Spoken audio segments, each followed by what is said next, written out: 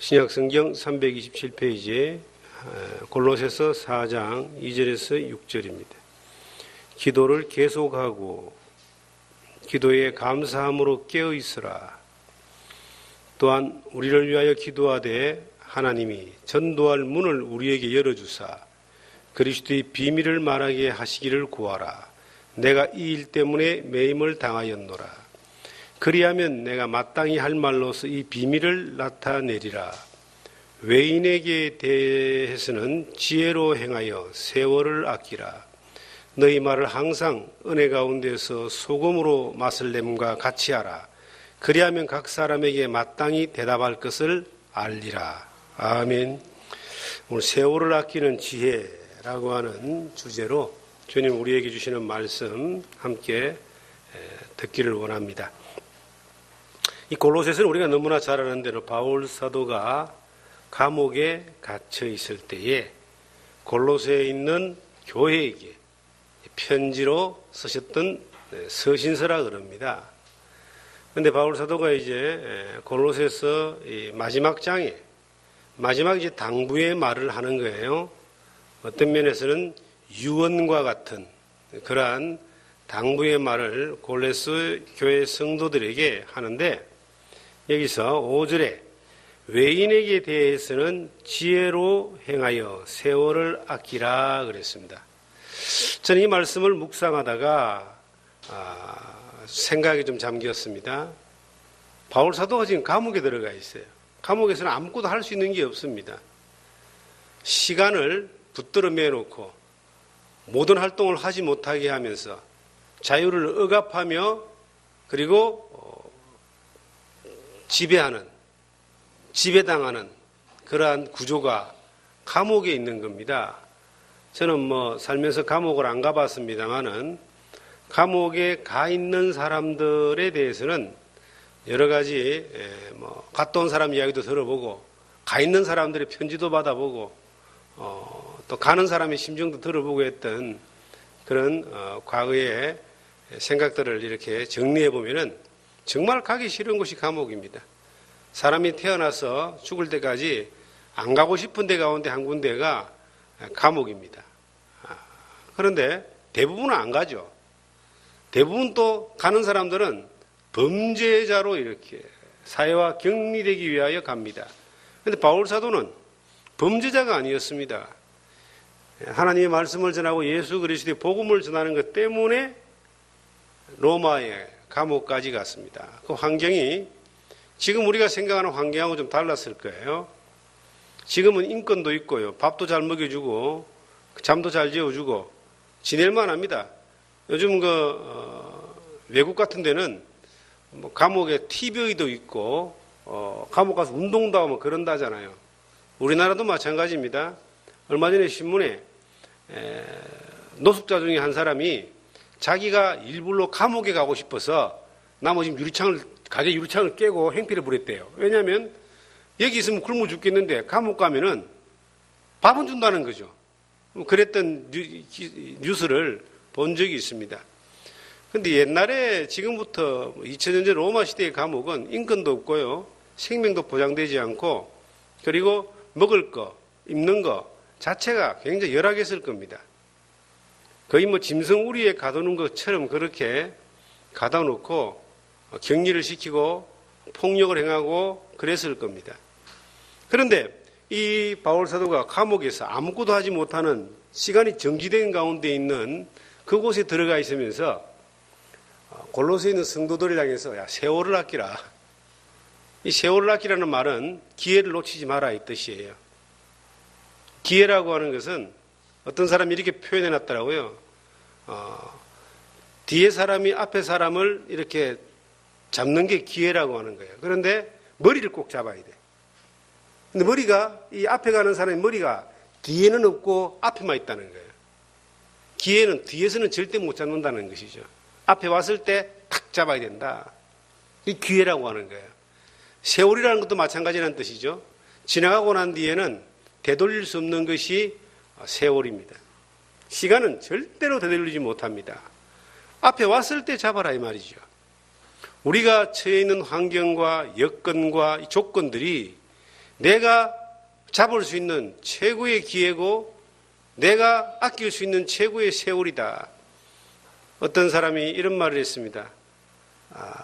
내가 10년만 젊었으면은 정말 할 수 있는 일이 많다라고 그렇게 한탄하니까 옆에 있는 사람이 이런 말을 했대요. 당신은 10년 전에도 그 말 했을 거라고. 10년 전에도 10년만 젊었으면 할 수 있는 것이 많다라고 했을 것이다. 10년이 지나고 난 뒤에 지나온 10년을 후회해 본들 돌아오지 않는 것인데 왜 후회만 하고 늘 그 아쉬움만 가지고 사냐. 지금 이 순간이 당신에게 아낄 수 있는 최고의 기회다. 그런 이야기를 이제 했답니다. 누가 또 그런 이야기를 하더라고요. 내 인생의 가장 젊은 날은 오늘이다. 내가 지금 살아가는 인생의 가장 젊은 날은 오늘이에요. 내일 되면 또 오늘 하루 늙어버리는 겁니다. 이 기회를 놓쳐버렸을 때에, 세월을 놓쳐버렸을 때에 놓쳐버린 시간이 연결되어져서 어느 날 죽음 앞에 와 있는 거예요. 아무것도 할 수 없는. 이 바울 사도가 감옥에 지금 있습니다. 아무것도 할 수 없는 그 상황이에요. 자유가 없어요. 다니지도 못하고 누굴 만나지도 못하고 접촉도 못하고 할 수 있는 게 없어요. 바울 사도는 감옥에서 이제 성경을 서신으로 기록하는 그러한 쇠사슬에 매여서 글을 썼다고 성경 에베소서에 기록되어 있어요. 그런데 이 바울 사도는 감옥에서조차도 세월을 아꼈다는 겁니다. 감옥에서조차도 누가 봐도 외인을 향하여 세월을 아끼라 그랬거든요. 외인이란 말은 누가 봐도 어떤 사람이 봐도 헛된 인생을 사는 것이 아니고 헛된 세월을 사는 것이 아니고 기회를 망치는 삶을 사는 것이 아니고 누가 봐도 가장 가치 있고 의미 있고 보람 있는 삶을 살았다. 너희도 좀 그렇게 살아라. 참 시간이라는 게 빨리 갑니다. 우리가 인생을 돌이켜보면은 10대에서 20대까지 갈 때까지가 10살에서 20살 정도 갈 때까지가 세월이 가장 안 간 것 같아요. 그때는 빨리 20살이 되었으면 하는 그런 마음이 있었어요. 미성년자 딱지를 떼고 싶은 그런 마음이 있었어요. 그런데 20살 지나가고 난 뒤에 30살까지는 그런 대로 이렇게 이제 세월에 대해서 그렇게 큰 억압을 받지 않고 압박받지 않고 흘러가는 대로 가는데요. 40이 지나고 난 뒤에는 참 빨리 갑니다. 너무 빨리 갑니다. 50 지나가니까 달려갑니다. 60 지나가면 날아간다 그래요. 광속으로 간다 그러는데 70 지나면은 세월이 아까운 거예요. 돌아서면 하루, 돌아서면 일주일, 잠깐 지나면 한 달, 언제 지나갔는지 1년이 지나가 버리고 세월은 기다려주지 않습니다. 그런데 우리에게는 세월을 아낄 수 있는 지혜가 있다. 이 세월을 허위하지 않고 낭비하지 않고 놓치지 않는 그러한 지혜가 있다. 무엇을 하고 왜 사느냐에 대한 정확한 해답만 가지고 있다면은 세월을 절대로 낭비하거나 허비하지 않는다. 바울 사도는 감옥에서 처해 있는 환경에서조차도 그는 세월을 아끼고 기회를 놓치지 않고 살았다. 이것이 지혜입니다. 지금 여러분과 제가 처해 있는 환경이 감옥이라고 한번 생각해 봅시다. 어떤 사람은 사는 게 지옥 같다는 이야기를 해요. 그런 사람을 종종 만나봅니다. 사는 게 지옥 같다고. 그 지옥이 얼마나 무서운지도 모르고 지옥이란 말을 자주 써요. 그만큼 괴롭다는 거예요. 희망이 없다는 거죠. 몸은 아프지요. 돈은 떨어졌지요. 신랑은 속썩이지요. 아이들은 늘 문제를 일으키지요. 할 수 있는 일은 없지요. 사방팔방이 막혀가지고 사는 게 지옥 같다는 사람들이 바깥에 나가면 굉장히 많이 있습니다. 그런데 그들이 왜 사는 것이 지옥 같을까요? 그 삶의 가치와 의미를 제대로 활용하지 못하고 이해하지 못하기 때문입니다. 자기가 처해 있는 그 자리가, 그 위치가 왜 사는지, 무엇 때문에 사는지에 대해서 목적의식이 없기 때문에, 이유를 알지 못하기 때문에 그냥 그렇게 지옥 같은 삶을 살다가 가는 거예요. 그런데 예수를 믿는 사람, 하나님을 믿는 사람요, 이 대단한 사람들입니다. 저는 우리가 하나님을 위해서 뭔가 많은 걸 하지 못하고 또 바로 살지 못하는 것에 대한 부담감이 누구에게나 있어요. 하나님한테 죄송한 마음이 있습니다. 여러분들이 있을 거예요. 저한테도 있습니다. 내가 하나님 이만큼 삽니다라고 그렇게 고개 빠딱 들고 하나님 앞에 내 이만하면 됐지요라고 이렇게 해봤던 적이 철없을 때, 아주 어릴 때, 믿음 안에서 철이 없고 그냥 뭐 다 할 수 있다고 생각했을 때, 그때는 잠깐 착각 가운데 그런 것이 있었는지 몰라도 나이 40이 지나고 난 이후에요, 지금까지 이제 믿음 안에 살면서 그래 봤던 적이 없습니다. 이만하면 됐습니다라고 할 수가 없어요. 늘 부족해요. 늘 하나님 앞에서 연약한 모습을 발견하고 싸워야 되고 견뎌야 되고 인내해야 되고 절제해야 되고, 그리고 복음 안에서 주의 말씀에 순종하기 위하여 도전해야 되는, 그러면서 연약한 모습을 늘 발견하고 그 앞에 또 그 한계에 부딪혀서 넘어지고 또 회복되고 하는 그런 순간들을 늘 반복하면서 지금까지 살아왔습니다. 그런데 그 살아가는 삶의 여정 가운데서 한 가지 감사한 것은, 내가 하나님의 자녀 되었다는 것 자체가 너무 감사한 거예요. 내가 뭔가 했기 때문에 하나님 앞에 감사한 것이 아니라 하나님이 나를 사랑하시기 때문에 감사한 거예요. 지금까지 쭉 살아오면서요, 세월을 아꼈다라고 하는 생각이 들어요. 왜냐하면 시간의 주인이 내가 아니라 시간의 주인이 하나님인 것을 늘 믿었기 때문에, 하나님이 이끄시는 대로 하나님이 함께 하신다는 그 믿음 가운데 걸어왔기 때문에, 그것이 벼랑 끝이든 폭풍 가운데든 늪속이든 아니면 뭐 정글 속이든 사막 속이든 아니면 평탄한 길이든 어느 길을 가든 간에 나의 목자 되신 하나님이 인도하신 자리다, 함께하는 자리다라는 그런 믿음이 있고, 그 믿음 가운데 그 품 안에서 평안함이 있었기 때문에 결코 그 세월은 허비되는 세월이 아니다라고 저는 그렇게 믿습니다. 우리 사랑하는 성도 여러분, 여러분과 제가 하나님 안에 들어와 있다라고 하는 것 자체가, 예수 그리스도 안에 있다는 자체가 얼마나 대단한 줄 아십니까? 이 세상은 잠깐 지나갑니다. 어떤 사람이 무엇을 가졌다 할지라도 이걸 지고 있는 이 순간은 100년이 넘지 못합니다. 여러분이 마음속으로 부러워하고 동경하는 사람이 있을 거예요. 어떤 사람은요, 정말 그런 사람이 있었어요. 세상에 이런 일이 나온 사람이에요. 그 사람은 자기 집에 그 대우그룹의 옛 누구 사진을 딱 걸어놓고요, 그 사람이 신이야. 자기는 이 사람처럼 되고 싶다라고 하면서 아침 저녁으로 뭐 절을 하고 말입니다. 그 사람을 바라보면서 기도를 하고 뭐 그런 거 봤어요, 제가. 그런데 그랬던 사람도, 그렇게 믿었던 그 사람도 어느 날 부도 나가지고 해외 도피하러 돌아다니고 말입니다. 겨우 한국에 들어와서 지금 재판받고 뭐 이제 갈 날이 멀지 않은 노인으로 변해져 있습니다. 말 한마디면은 나는 새도 떨어뜨린다는 권세가들도 5년 6년 지나니까 초라하게 감옥에 들어가 있고 재판 기다리고 있고 이런 상황입니다. 그러한 사람들을 의지하고 바라보면서 살아왔던 그 인생이 결국은 아무것도 가져가지 못하고 그냥 빈손으로 가는 게 인생인데, 우리는 그들에 비해서는 얼마나 다행스럽습니까? 하나님의 은혜 가운데 그 손에 붙들려 있고 천국이 보장되어 있는 것뿐만 아니라 이 땅에 살면서 그 하나님이 우리를 지키시고 인도하시는데, 내가 지금 서 있는 그 자리가 비록 감옥 같은 자리라 할지라도 그 자리에서 우리는 세월을 아끼는 지혜, 기회를 놓치지 않는 지혜가 필요한 겁니다. 내가 마음대로 안 되는 일이 많지 않습니까? 사람들이 자기가 마음대로 뭔가를 할 수 있다는 게 참 대단한 것 같아요.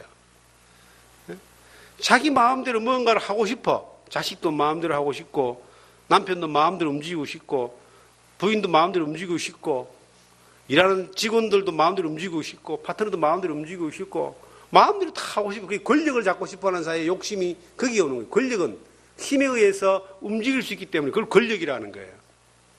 그런데 살아보니까 마음대로 할 수 있는 게 몇 가지나 있던가요? 저는 어저께도 옥수수를 먹다가 내 혀를 물어버렸어요. 요즘 옥수수 많이 나오잖아요. 옥수수를 맛있게 먹다 혀를 물었습니다. 깨달았습니다. 내 입속에 있는 혀도 내 마음대로 안 되는구나. 성경에 네가 염려한들 네 키를 한 자나 더 할 수 있느냐 이런 말씀이 있습니다. 내가 염려한들 내가 흰머리 하나를 검은 머리를 바꿀 수 있느냐는 겁니다. 우리가 내 몸의 육체라고 하는 이것이 내 마음대로 할 수 있다고 생각하는 것이 그건 어릴 때 이야기고 나이가 먹어가면요 그렇게 될 수가 없어요. 건강을 유지하고 또 보존하기 위해서 뭐 이렇게 운동도 하고 좋은 식품도 먹지만 그것도 원하는 대로 되지 않습니다. 요즘 저는 이게 안 해도 되는 고민을 하고 있습니다. 저보다 제 아내가 더 고민하는데 자꾸 머리카락이 빠져요. 앞에 머리카락이 자꾸 이렇게 빠지니까 뭐 저는 그런 대로 뭐 이렇게 괜찮는데 저를 쳐다보는 아내가 힘든 것 같아요. 그래서 이제 설교를 할 때 이럴 때는 꼭 머리를 이렇게 만져주고 신경 쓰고 그래요. 내 마음대로 머리카락 하나라도 이게 더 나게 하고 덜 나게 할 수 있는 힘이 있다면 얼마나 좋겠습니까? 또 머리카락 나게 하는데 약은 또 얼마나 많은지요. 오만 개 다 뿌리고 먹으라 그래. 잘 안 되더라고요. 그러한 연약한 존재가 우리들인데 우리가 내 마음대로 뭔가를 할 수 있다라고 생각하는 것 자체가 굉장한 이게 착각 속에서 하는 겁니다. 할 수 없는 게 더 많이 있어요. 그런데 그러한 삶 가운데 살면서 전능하신 그 하나님이 나와 함께 있고 나를 통해서 이루어가기를 원하시는 그 계획이 있고 그 계획 가운데 내가 있음을 발견하면은 우리는 비록 처해 있는 환경이 감옥 같은 곳이라 할지라도 세월을 아낄 수가 있는 거예요. 기회를 놓치지 않고 이 시간을 헛되지 않게 살 수 있습니다. 세상에 많은 사람들이 돈을 조금 잃어버리면요 그냥 억울해 죽습니다. 그런데 돈보다 더 억울해야 되는 것은 황금보다 더 귀한 것은 지금이랍니다. 지금 황금보다 더 귀한 건 지금 시간. 황금을 잃어버리면 어떻게 다시 찾을 수 있는 가능성이 있지만 지금 시간을 잃어버리면 그건 다시는 못 찾습니다. 아무도 못 찾습니다. 이 지금이라는 오늘이라는 이 지금이라는 시간 가운데서 세월을 아끼고 기회를 놓치지 않을 수 있는 비결이 있는가? 성경에는 있다. 바울은 그렇게 살았다. 바울이 그렇게 또 우리에게 또 말하고 있습니다. 빨리 늙고 싶은 사람이 아무도 없어요. 물론 저는 뭐 젊고 싶다는 생각도 하지 않습니다. 지나온 시간은 지나온 시간대로 감사하고 지금은 지금대로 감사하고 앞으로도 또 감사하겠죠. 그런데 빨리 늙고 싶은 사람은 아무도 없을 거예요. 시간이 아깝다는 건 누구나 다 알고 있을 겁니다. 그런데 왜 이 황금보다 귀한 이 시간을 세월을 허비하고 사느냐? 에베소서 보면 술 취하지 마라. 성령의 충만함을 받아라. 세월을 아끼라. 세상에 취해서 사는 그 시간이 하나님과 관계없이 사는 그 시간이 가장 아까운 시간이고요. 성령에 충만하여 사는 시간이 세월을 아끼는 가장 소중한 시간이 됩니다. 하나님 우리에게 성령에 충만한 삶을 살기를 원하는데 바울 사도는 이 로마의 감옥에서 골로새에 있는 성도들을 향하여 세월을 아끼는 지혜를 권하고 있는 거예요. 첫 번째 뭐냐? 기도하는 것이다. 2절에 그래 나오죠. 2절에 보겠습니다. 기도를 계속하고 기도에 감사함으로 깨어있으라. 또한 우리를 위하여 기도하되 하나님이 전도할 문을 우리에게 열어주사 그리스도의 비밀을 말하게 하시기를 구하라. 이 일 때문에 매임을 당하였노라. 자, 바울 사도가 매임을 당했다 그랬어요. 그러니까 감옥에 있다 이 말입니다. 그런데 감옥에 있는데 왜 감옥에 있느냐? 그리스도의 복음을 전하다가 내가 감옥에 들어가 있다. 근데 내가 감옥에 들어가 있는 것은 복음을 전하는 것 때문에 들어와 있다. 감옥에 있어도 이게 헛된 세월이 아니라 하나님의 복음을 전하는 데에 필요하기 때문에 하나님이 감옥에 있게 하셨다 이 말이에요. 해석을 하면 이렇다는 겁니다. 자, 여러분들이 처해 있는 환경이 지금 어렵지 않습니까? 야, 저는 요즘요 사람들 만나보면은 야, 경기 좋다, 막 장사 잘 된다, 사업 잘 된다 이런 사람은 별로 만나본 적이 없어요. 다 어렵다 그래. 재밌는 거는요, 도박하는 사람들을 이렇게 보면요, 도박해가 돈 땄다는 사람이 한 사람도 없어요.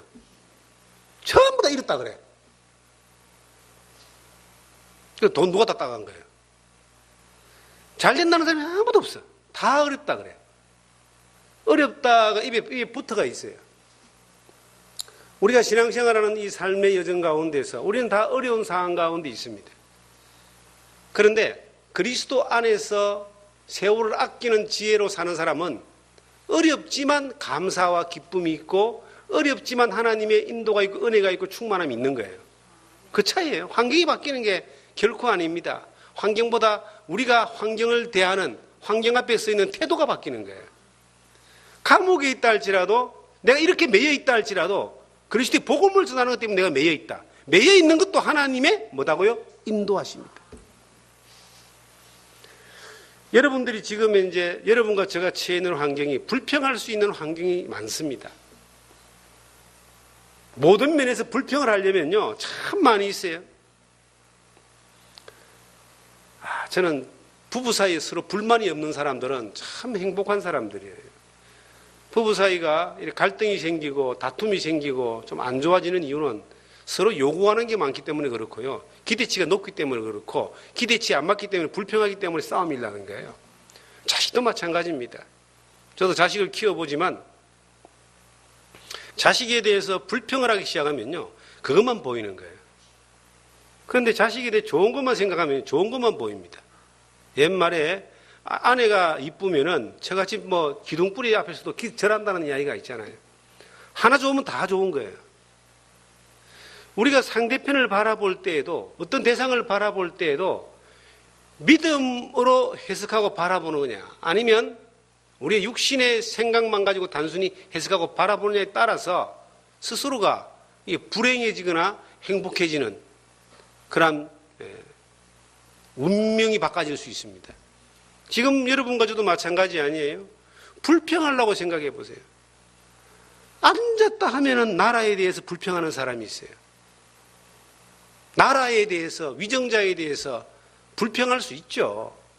그런데 불평을 한들 내가 무슨 이득이 있겠습니까? 내만 불편해지죠. 그런데 이 나라에 대해서 고마운 게 얼마나 많아요. 아프리카나 중앙아시아나 한번 갔다 오면요, 우리나라가 얼마나 좋은지 아마 알게 될 거예요. 저는 뭐 해외여행을 많이 다니지 않았습니다만은 뭐 선교 때문에, 전도 때문에 해외로 몇 번 나가본 적이 있습니다. 뭐 지금도 선교를 위해서 가자고 요청하시는 분들이, 동력하자는 분들이 여러 분 계신데, 뭐 여러 가지 비용상의 문제나 시간상의 문제 때문에 계속 미루고 있습니다. 그런데 제가 나라를 다녀보니까 우리나라가 얼마나 좋은 나라인지 갔다 오고 난 뒤에 알았어요. 그 살기 좋다는 일본요. 일본은요, 엘리베이터가 우리 엘리베이터의 4분의 1밖에 안 돼요. 건물이 좁으니까 엘리베이터 2명, 3명 타면 비좁아요. 그런데도 집세가 얼마나 비싼지 몰라요. 지진이 일나죠. 해일이 일나죠. 물가 비싸죠. 왜 그거 좋아하는지 모르겠어요. 우리나라가 너무 좋은 거예요. 미국, 캐나다 복지 잘 돼 있고 강대국이죠. 거기는요, 슈퍼마켓 가려면 자동차 타고 가야 됩니다. 일단은 말이 안 통해서 싫어요.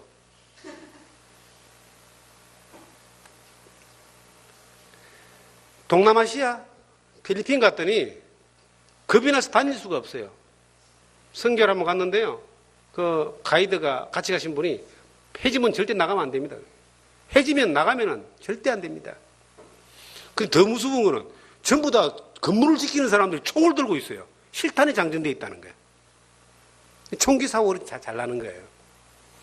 저 외지로 나가니까 바깥 마닐라 시내를 조금 벗어 나가니까요, 애들이 신발을 안 신고 다녀요. 신발이 없어요. 조금 부잣집 애들이나 쫄이라고 하는 신발만 신고 다녀요. 다 맨발로 다녀요. 우리나라가 얼마나 살기 좋은 나라입니까? 금수강산이라 그러잖아요. 그래서 우리나라에 대한, 이 나라 자체에 대한 불평이 그들로부터 안 나왔습니다. 하나님, 이 좋은 나라에 태어나게 하시니 감사합니다. 정치가 복잡하다 그래도 우리나라보다 더 복잡한 데가 저 천지입니다. 어느 나라든 복잡하지 않는 정치가 없어요. 너무 죽자고 그냥 비판하고 불평하고 할 필요 없다고 저는 그렇게 봐요. 남편에 대해서 아내에 대해서 마찬가지라 생각합니다. 부부가 서로가 기대치가 높아서 기대치를 자기 욕구에 맞추려고 하면은 이거는 그때부터 불평이 시작하고 잔소리가 시작하는 거예요. 그 잔소리 때문에 서로 싸우는 겁니다. 특별히 요즘같이 불쾌지수가 높고 덥고 짜증날 때는 하고 싶은 말 있어 절대 하지 마세요. 상대편도 짜증나니까. 서로 잘 좀 이렇게 좋을 수 있는 부분들만 찾아가면 되는데 우리나라 사람도 그렇게 못하거든요. 자기 권세, 권력 안에 있으면 지 마음대로 해야 돼. 그것 때문에 이제 다툼이 생기는 겁니다. 저는 이 성경을 보면서 느끼는 것이 뭐냐면은 바울 사도가 세월을 아끼라 그랬는데 어디서 그렇게 말했느냐? 감옥에서. 근데 감옥에서 뭐랬냐? 내가 감옥에 있는 것도 그리스도의 복음을 전하기 위해서 하나님이 이렇게 보냈다라고 하는 걸 바울 사도가 받아들인 거예요. 그러니까 불편이 없잖아요. 만약에 못 받아들였으면 어떻게 했을까요? 왜 내가 이렇게 복음 전하는데 하나님이 나를 여기에 집어넣었느냐 이 말이에요. 집어넣어놨으면 빨리 꺼내주셔야 되는데 왜 안 꺼내주시냐고 불편하지 않겠어요? 그런데 하나님이 복음을 전하기 위해서 이렇게 감옥에 들어가서 매이게 했다라고 딱 받아들이니까 여기에서 바울은 뭘 했는가? 놀라운 일을 합니다. 세월을 아끼는 첫 번째가 뭐냐? 기도는 어디에서 해도 하나님이 들으신다. 감옥에서 할 수 있는 건 뭐냐? 기도입니다. 하나님이 기도를 들으시는 거예요. 사랑하는 성도 여러분, 여러분과 저와 여러분에게 가장 부족한 게 있다면 그 중에 하나가 저는 기도가 아닌가 이렇게 생각합니다. 기도를 해야 되는 줄 아는데 성도들은 기도를 잘 안 해요. 왠 줄 아십니까? 그게 얼마나 가치 있는 일인지를 모르기 때문입니다. 가치를 따라 사람은 움직여요. 우리는 어느 날 새벽에 일어나가지고 원주천을 한번 나가보면요. 깜짝 놀랄 일이 벌어집니다. 새벽에 다 잠잘 줄 알았는데 해가 뉘엿뉘엿 뜰 때 그때부터 나와서 운동하는 사람이 있어요. 그런 사람 있잖아요. 왜 그럴까? 그 사람은 운동에 대한 본인이 필요를 느끼고 가치를 느끼니까 투자를 하는 거예요. 가치를 따라 움직이는 거죠. 그만큼 좋으니까 움직이는 거예요. 어떤 분이 저를 보고 며칠 전에도 그래요. 저하고 친하게 지내시는 분이신데 나는 목사님하고 골프를 한번 치는 게 정말 나는 정말 원한다. 잘 지내는데 우리 골프장 가서 잘 지내자는 거예요. 나는 가치가 달라요. 골프 치는데 시간 들이고 돈 들이고 하는 게 싫어. 그래서 안 한다. 단호하게 안 한다 그래. 그분은 그게 좋아. 골프 치는 게 죄 아닙니다, 여러분. 칠 수 있어요. 가치가 다르다는 가치가. 그 가치가 거기에 좋으니까 가치에다 투자하는 거예요. 저는 가치를 모르니까 싫다 이거지. 기도도 마찬가지입니다. 가치예요, 가치.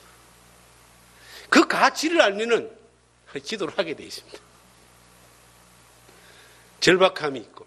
여러분, 어느 때 가장 간절한 마음으로 기도가 되던가요? 내가 뭔가 절박함이 있을 때 기도 안 되던가요?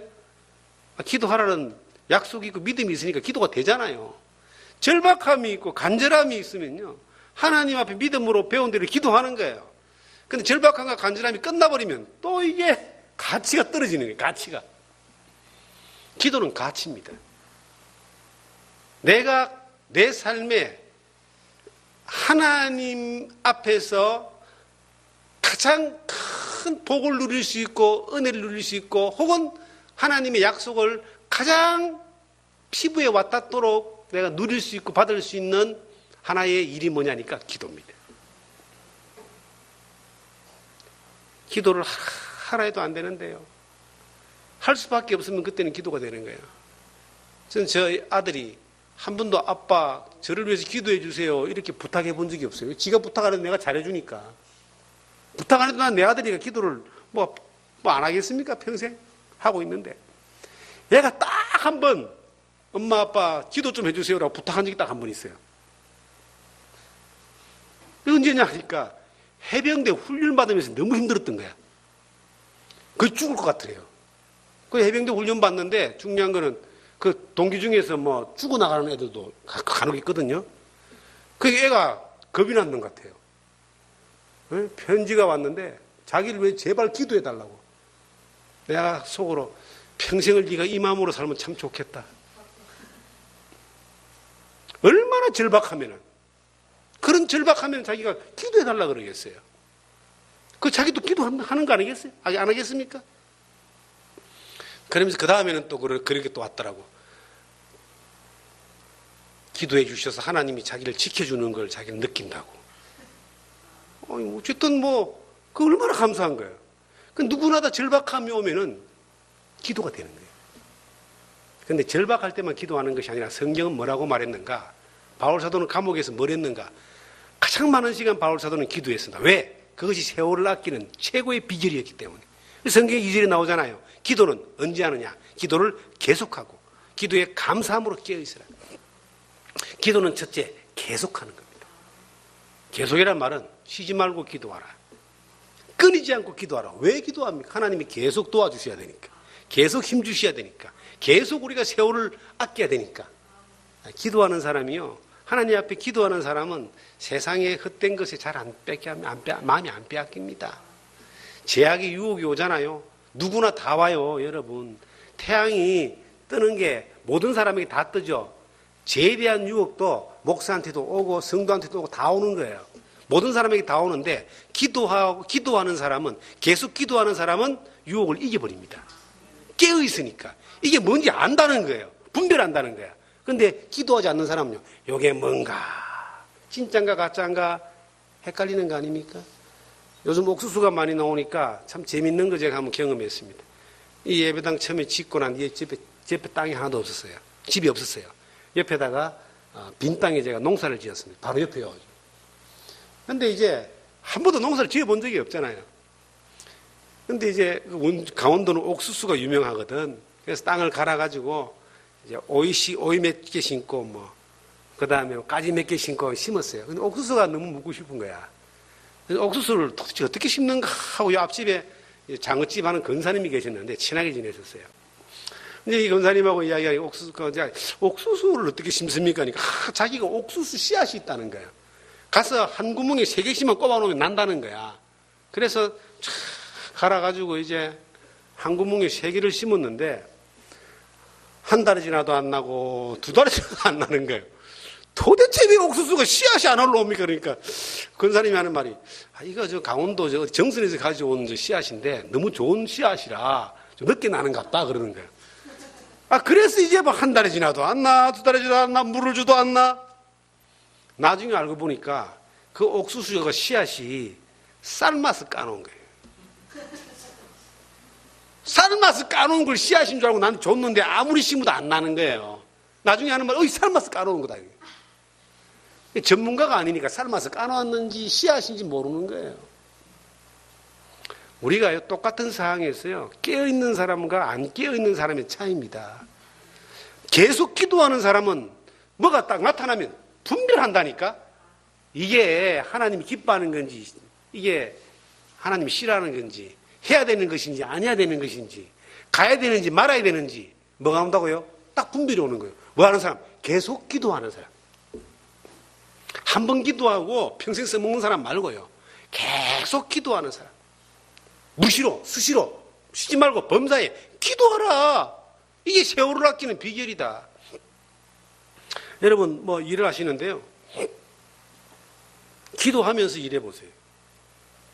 어떤 것이든. 어떤 분은 그럽니다. 차를 탁 타면요, 기도부터 하십니다. 저는 그러지 않습니다. 그런데 차를 탁 타면 운전대를 잡고 기도하십니다. 근데 그분을 제가 볼 때에 귀한 마음이 드는 거예요. 자기가 앞으로 무슨 일이 벌어질지 모르잖아요. 자기의 안전과 함께 탄 사람의 안전을 위해서 하나님 지켜주세요. 얼마나 좋은 자세예요, 그게. 하루를 시작하면서 여러분 비즈니스라든지 자녀를 양육하든지 어떤 일을 하든 간에 내가 감옥에 있을 때조차도 세월을 아끼는, 기회를 놓치지 않는 하나님의 은혜를 경험할 수 있는 기회, 하나님께 영광을 돌릴 수 있는 기회, 무엇보다도 이뤄진 영혼들을 살리고 복음을 전할 수 있는 기회를 놓치지 않는 비결이 뭐냐? 첫 번째가 뭐 하는 것이다? 기도하는 것이다. 하나님이 도와주신다니까요. 저는 하나님이 안 도와주시면은 하루도 살 수 없다는 걸 저는 고백할 수밖에 없습니다. 지나온 삶 돌이켜보니까 진짜 그랬습니다. 내가 잘할 수 있는 거, 그거는 뭐 내 기술 정도 되겠죠. 그런데 내 기술만 가지고는 이 세상을 잘 살 수가 없어요. 이 사탄의 놀라운 능력을 이길 수가 없어요. 하나님이 능력이 아니면 안 돼요. 하나님이 안 도와주시면 안 돼요. 하나님이 도움을 받을 수 있는 최고의 이 비결이 뭐냐? 계속해서 기도하는 것이다. 어떻게 기도한다고요? 기도를 계속해라. 집에서 기도합시다. 교회에 와서 기도합시다. 교회 문이 항상 열려 있잖아요. 어디서든지 기도하자. 그것이 내가 지금 감옥 같은 환경에 들어가 있다 할지라도 세월을 놓치지 않고 기회를 놓치지 않고 하나님의 능력을 보고 하나님의 영광을 돌리는 귀한 기회가 될 수 있다. 그리고 뒤에는 감사함으로 기도하라. 감사함으로 기도하라 하는 말은 뭡니까? 이미 내게 주신 것을 감사하고 앞으로 기도를 응답해 주실 것을 감사하는 거야. 우리가 자녀들을 위해서 기도 안 하시는 분 없을까요? 그리스도인들이 가장 많은 기도의 제목이 누구냐니까 자녀입니다. 특히 연세 많으신 분들을 보면요, 정말로 연세 많으신 분들은 자녀를 위해서 기도해요. 근데 자식이 부모를 위해서 그렇게 기도를 안 하더라고. 저도 자식을 키워보니까요, 내가 내 자식한테 쏟는 마음의 10분의 1만 내 어머니나 부모님한테 쏟으면 효자 소리 듣습니다. 신문이 날 것 같아. 잘 안 되잖아요. 자식은 새끼 밥 먹는 것부터 잠자는 것까지 모든 걸 걱정하고 염려하고 신경 쓰잖아.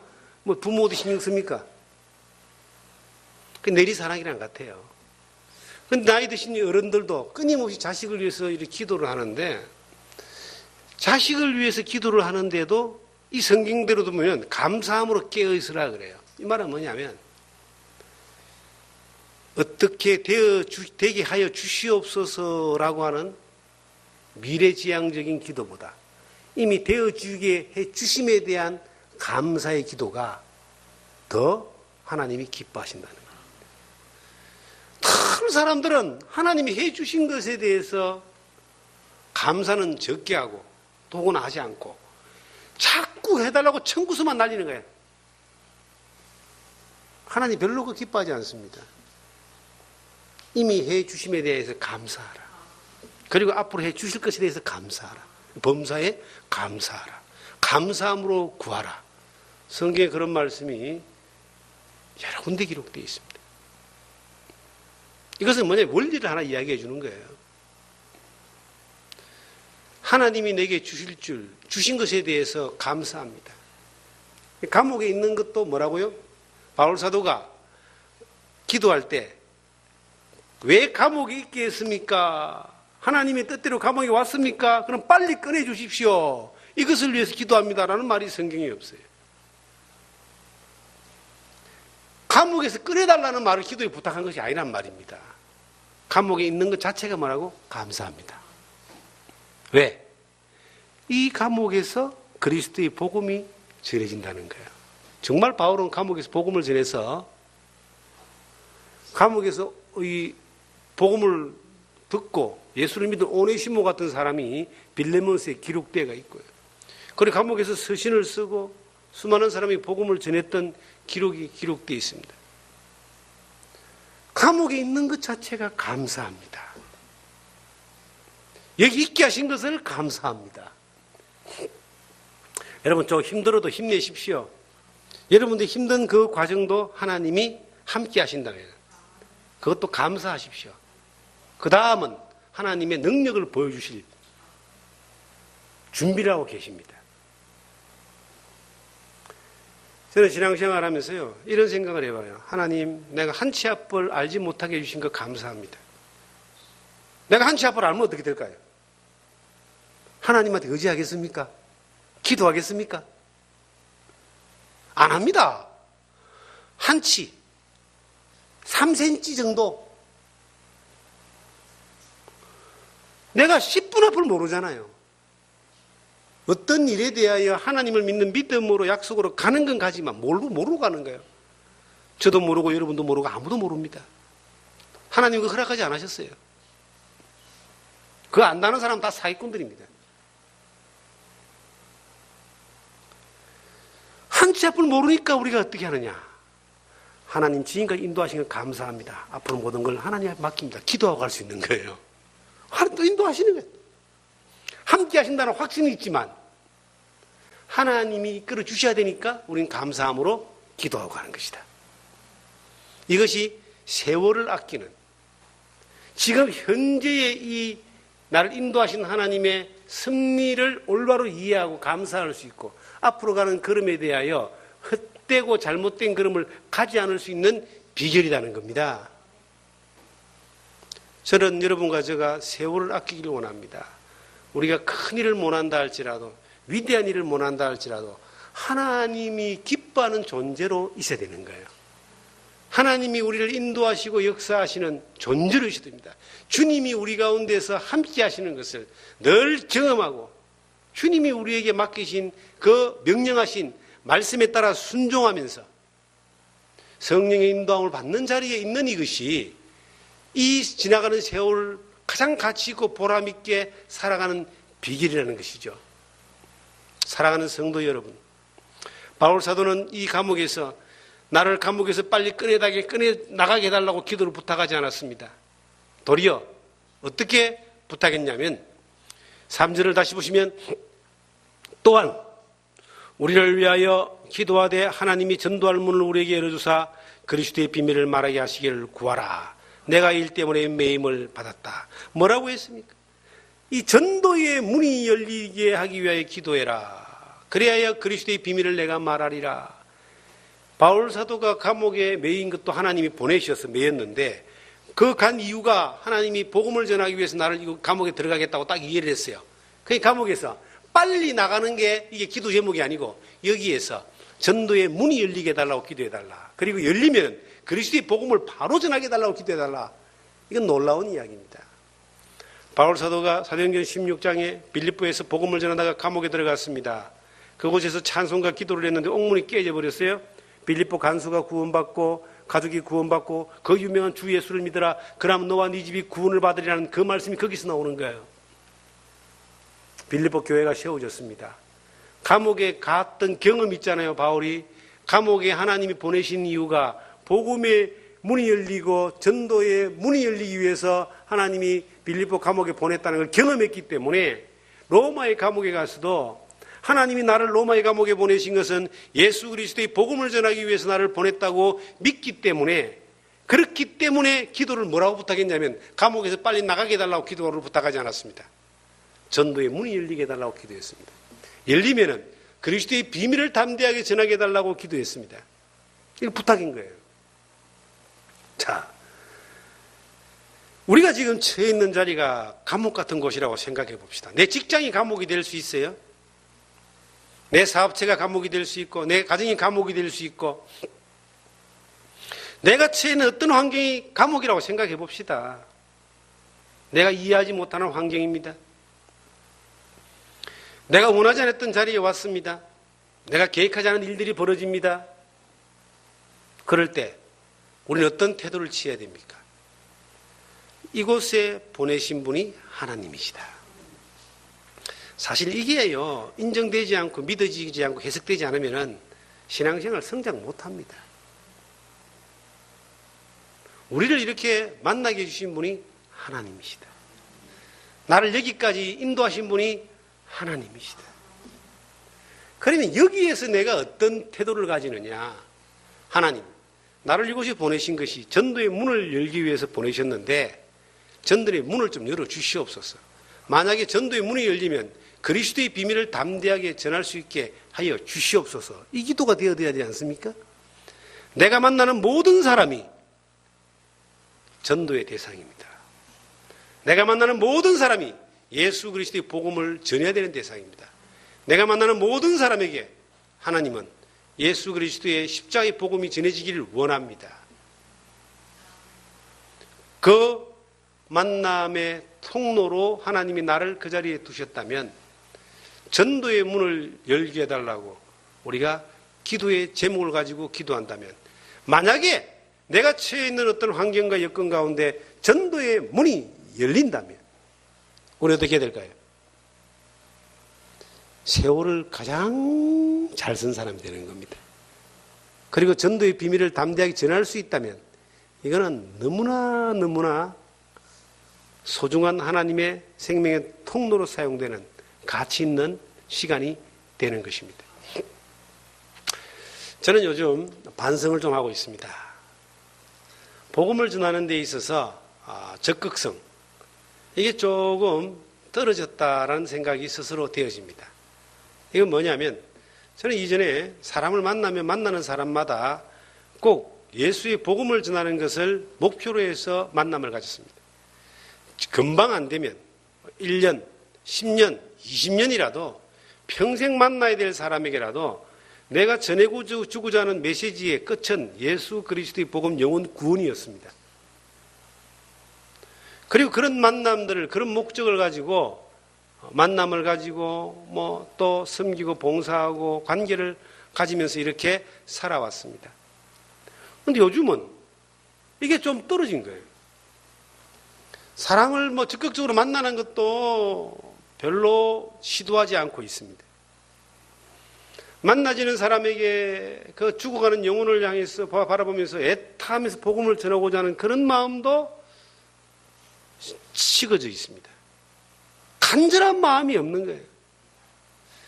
이전에 식당에 밥을 먹어도 그 누군가에게 이야기를 하면은 꼭 그리스도의 복음에까지 누구를 만나도, 물론 지금 안 한다는 건 아닙니다. 만나지는 사람에게 내가 목회자고 하나님을 믿는 사람이고 그리스도의 증인으로서 보여지고 전해주고 이렇게 하지만 적극성이 떨어진 거예요.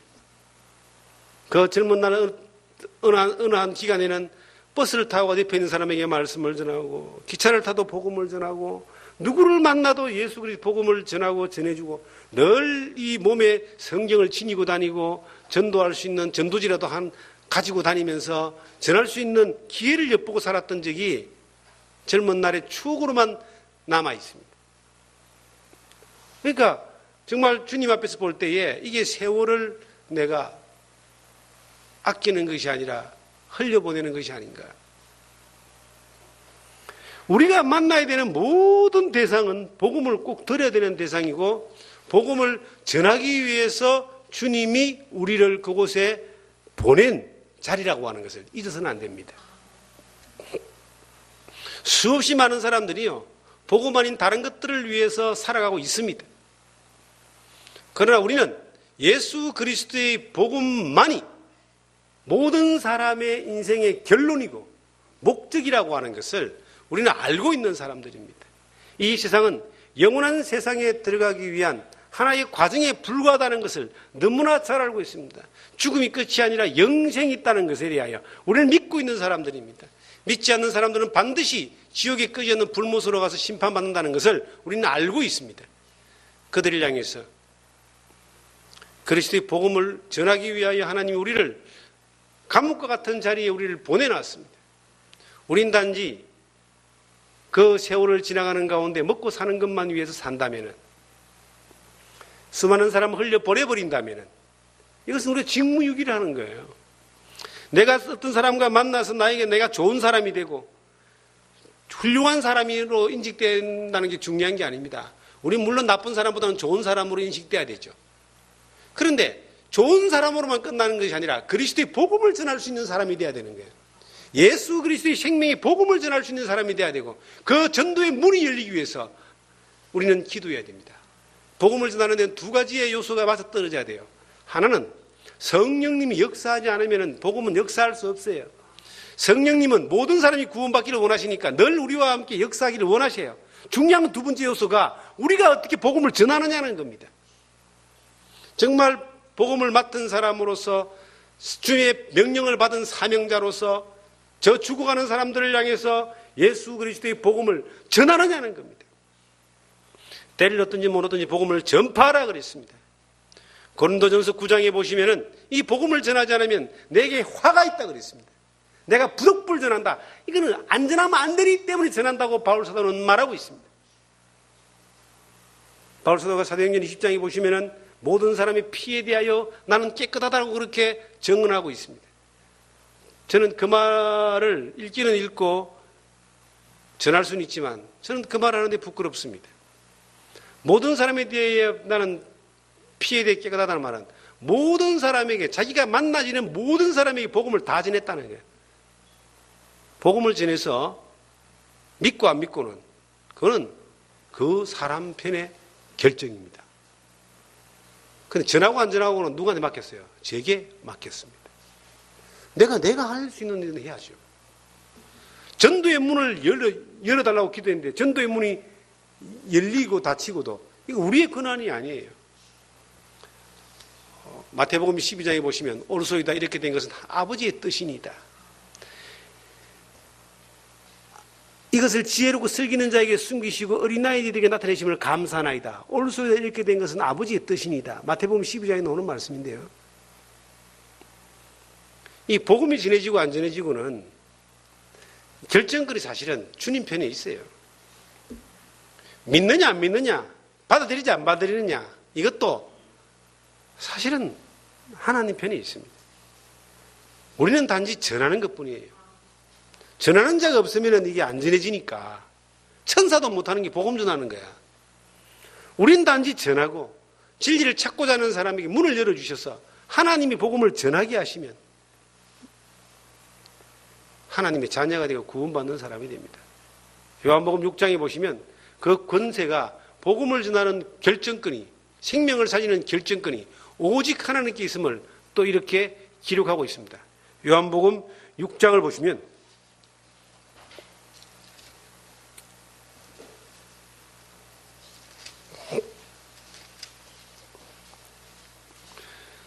자, 65절입니다.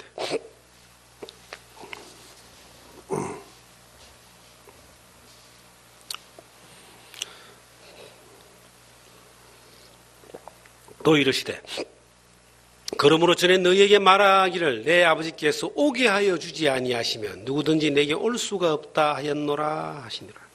내 아버지께로 오게 하여 주지 아니하시면 아무도 올 수가 없다라고 말합니다. 이렇게 된 것은 아버지의 뜻이니다라고 했던 그 마태복음 11장 25절에 나오는 말씀하고 똑같은 겁니다. 오게 하여 주지 아니하시면 아무도 오지 못하는데 전하는 것은 누구한테 맡겼느냐? 우리에게 맡긴 거예요. 나에게 맡긴 거예요. 여러분의 환경이 복음을 전할 수 없는 환경이라고 말한다면 그것은 정말로 부끄러운 변명입니다. 내 주변에 사람도 한 사람도 없는 무인도에 있다면 전할 수 없는 환경이라 말할 수 있을 겁니다. 바울은 그 열악한 로마의 감옥이라는 환경에서도 복음의 전도의 문이 열리기를 기도했고 그리스도의 비밀을 담대하게 전할 수 있게 해달라고 기도했습니다. 그리고 복음이 전해졌습니다. 우리가 그냥 좋은 사람으로만 존재합니까? 저 목사님 좋은 목사님, 훌륭한 목사님, 좋은 목사님, 훌륭한 목사님인데 내 주변에 있는 사람들에게 복음을 못 전했어요. 복음을 전한다는 것은요, 어떤 면에서는 불이익을 각오해야 될 필요도 있습니다.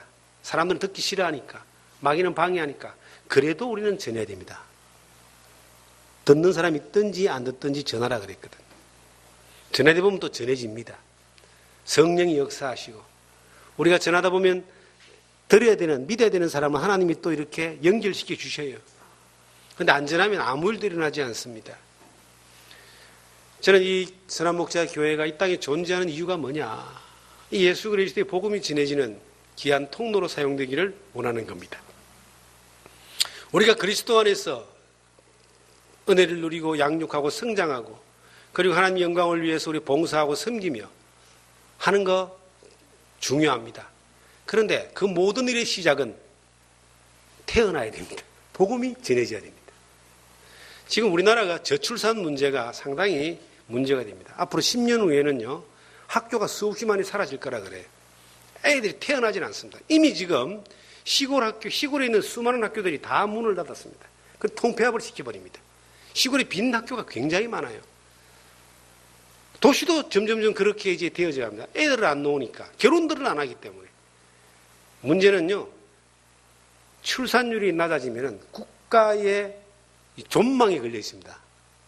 국가가 안 돌아가는 상황이 생길 수 있어요. 프랑스 같은 경우는 미리 그걸 겪었는데요. 프랑스 같은 경우는 그래서 이민을 받아들였어요. 프랑스와 영국이 이민 정책, 다문화 정책을 썼는데 결국은 문제가 생겼잖아요. 그 밀려들어온 사람들에 의해서 생긴 문제가 테러나 사회 갈등 이런 것들로 지금 상당한 뉴스거리가 되고 있습니다. 우리나라는 또 이게 다민족 국가가 아니기 때문에 또 좀 힘들어집니다. 지금도 동남아에서 뭐 100만 가량에 되는 이 사람들이 들어와 있잖아요. 결혼 이민이나 여러 모습으로 들어와 있는데 어쨌든 이 국가적으로도 이 출산율이 낮아지면은 문제가 되는데요. 교회도 마찬가지입니다. 끊임없이 복음이 전해지지 않고 새로운 사람이 태어나지 않으면은 이 교회는요, 금방 우리가 지금 처근한 눈빛으로 바라보는 유럽이나 저 미주 지역에 쇠퇴해가는, 늙어가는 그러한 교회들처럼 우리도 그렇게 될 수 있습니다. 우리는 끊임없이 이 교회가 이 땅에서 우리를 살게 하신, 비록 열악한 환경이긴 하지만 이곳에서 생명의 복음을 전하는 일들을 할 수밖에 없습니다. 이건 주님의 명령이고 어떤 환경에서든 해야 되는 일이고 그 일을 위해서 우리가 부름을 받았고 그 일을 위하여 매임을 받았고 그 일을 위해서 우리가 살아갈 때에 우리가 살아가는 삶 가운데서 이 세월을 허비하지 않고 아끼는 가장 보람있고 가치 있는 시간들을 사는 겁니다. 우리가 즐겁게 지내고 친하게 지내고 잘 지내고 필요합니다. 그런데 그보다 더 중요한 것은 우리가 복음을 전하는 일에 협력하는 겁니다. 복음을 전하는 일들에 사용되어지는 겁니다. 저는 하나님 앞에 조금 전에 고백했습니다마는 이 믿음의 게으름에 대하여 부끄러움을 가집니다. 쉽게 말하면은 나이가 먹다 보니까 귀찮은 일을 좀 하고 싶지 않고 불편한 일을 하고 싶지 않고 힘든 일을 하고 싶지 않는 그런 마음이 이제 그 게으름이 오는 거예요. 그런데 성경은 우리에게 말하기를, 바울 사도가 로마의 감옥에까지 가서도 말하기를, 내가 이렇게 매임받은 것이 이것이 하나님의 인도함이다. 여기서도 세월을 아끼는 비결이 있는데 전도의 문을 열고 그리스도의 비밀을 담대히 전가하는 것이다. 그리고 그렇게 또 하나님 앞에 쓰임 받았습니다. 이것이 감옥에 있다고 세월을 허비하는 것이나 낭비하는 것이나 손해보는 것이 아니라 감옥에서조차도 세월을 아끼는 비결이었다는 겁니다. 어떤 면에서는 바울 사도는 감옥에서 너무나 큰 일을 했습니다. 에베소, 빌립보, 골로새 이 옥중 서신을 기록하고요. 목회 서신을 기록하고요. 그리고 이것이 우리에게 남겨졌어. 하나님 말씀으로 남겨졌어. 지금도 이 말씀을 통하여 수없이 많은 사람들에게 그리스도의 복음과 하나님을 올바로 섬기고 영광 돌리는 일들에 대한 그 가치들을 우리에게 가르쳐주고 교훈하고 있기 때문입니다. 지금 우리가 사는 삶 가운데서 현재 내가 처해 있는 환경 가운데 세월을 아끼며 기회를 놓치지 않고 하나님의 귀한 생명의 복음의 통로로, 도구로, 일꾼으로 우리가 어느 처소에서 어느 모습으로 어떤 역할을 하고 그 일을 하고 있다면 하나님은 여러분들을 통하여 영광 받으시는 것뿐만 아니라 일하심을 분명히 보여주십니다. 하나님 일하심을 우리는 좀 봐야 됩니다. 제가 이런 생각을 해봅니다. 지금 이사를 가려고 준비를 하고 있습니다. 그런데 참 마음이 간사한 것이 너무나 많은 시간 거기에 마음이 빼앗기는 거예요. 가서 집을 고쳐야 되고 또 뭐 정리해야 되고 낡은 집을 구해서 가기 때문에 그리고 뭘 만들어야 되고 그 많은 마음이 그쪽으로 막 가 있는 거예요. 야, 내가 이 마음이 이전에 주님에게만 가 있고 복음에게만 가 있고 정말 하나님의 말씀에게만 가 있던 이 마음이 자꾸 이렇게 나눠지고 흩어지는 것들을 보게 됩니다. 이게 연약한 인간의 모습입니다. 그런데 어느 때에, 그럴 때일수록 더 마음을 다잡고 하나님 앞에 무릎을 꿇고 더 많이 내가 시도해야 될 부분이 뭐냐면 계속하여 기도하는 것. 내가 일을 하는 거하고 그것이 하나님의 인도함이었다라고 믿는다면 하나님이 일해 주시는 거하고 어느 것을 선택해야지만 더 형통하겠는가? 어떤 것 같아요? 저는 평생 배운 것은 하나님이 일해 주시는 것을 선택하는 것이 가장 후회 없는 일들이다 라고 하는 걸 배웠습니다. 그래서 마음이 흐트러지고 빼앗기는 마음을 다잡아서 저도 주님 앞에 계속하여 하나님 앞에 기도하고 그 일을 통해서 복음의 문이 열리고 복음의 문이 열릴 때 그리스도의 복음의 비밀을 담대하게 십자가의 비밀을 담대하게 전해서 영혼들을 살리는 그 일들의 그 과정으로 그 일들이 되어진다면 이것이 나에게 하나의 감옥이 되지만 또 다른 모습의 감옥이지만 이 감옥을 통해서 하나님의 일하심과 하나님의 소원인 영혼을 살리는 많은 사람들을 옳은 길로 인도하는 도구로 사용될 수 있다는 겁니다. 그렇게 되어지는 여러분들의 삶의 모습들이 되어지기를 주님의 이름으로 축원합니다. 기도드리겠습니다.